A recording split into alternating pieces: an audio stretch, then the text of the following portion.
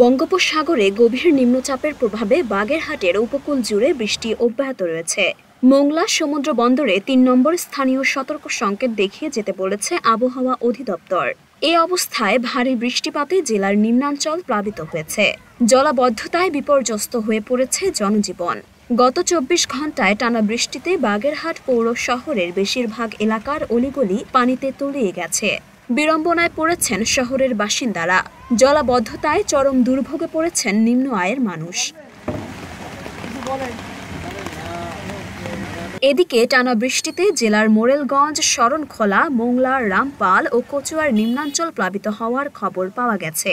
পানিতে অনেকের মাছের ঘের ডুবে ভেসে গেছে। শুক্রবার গভীর রাত থেকে টানা বৃষ্টিতে এমন পরিস্থিতির সৃষ্টি হয়েছে। বাগেরহাটে আমার বাসা, আপনার একটু বৃষ্টি হলেই সারা আগামাথা বাগেরহাট পুরো ডুবে যায়। আসলে এটা কঠিন ভোগান্তির ভিতরে আমরা পড়া লাগে। মানুষ প্রয়োজন ছাড়া, অতিরিক্ত প্রয়োজন ছাড়া একটু বাসা থেকে বেরোয় না। আর যে অবস্থা, মানুষ অফিসে আসতে পারছে না, কাজের যেতে পারতেছে না, আপনার দোকানপাট বন্ধ, খুবই একটা খারাপ অবস্থা। এটা এখন থেকে না, এটা অনেক আগের থেকেই এরকম অবস্থা। রাস্তাঘাট ভাঙাচোরা, পানি উঠে যায়, হাঁটু সমান পানি উঠে যায়, খুব ভোগান্তি আমাদের। পৌরসভায় বাস করে মনে হচ্ছে যে আমরা কোনো মাঠের ভিতরে বাস করছি। তো যে পরিমাণে পানি রাস্তাঘাটে কোথাও চলার মতন অবস্থা নেই। এতে গ্রামের ভিতরে মাঠও মনে হচ্ছে যে অনেক সুন্দর, হাঁটা চলা যাবে।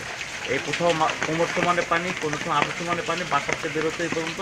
এখন আমরা লুঙ্গি পর্যন্ত পরে তাও ভিজে মানে রাস্তাঘাটে বেরোনো যাচ্ছে। এই যে ক্লিনিকের সামনে পানি, রাতের গোবিন্দ মন্দিরের সামনে পানি, সাধনার মোড় পানি, এদিকে শালতলায় পানি, মানে শালতলার ওদিকে গেলে তো মাজা পানি হয়ে যাবে। ঘর দূর সব তলায় যাচ্ছে, পানি উঠে রান্না করা খুব কষ্ট হচ্ছে।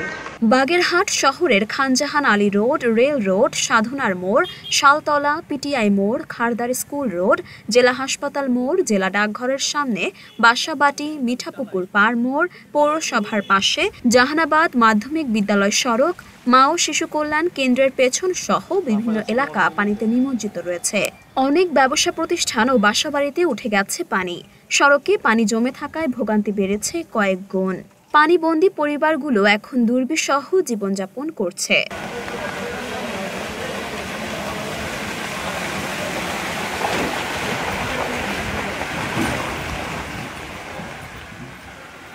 মরিয়ম নীল, ঢাকা পোস্ট।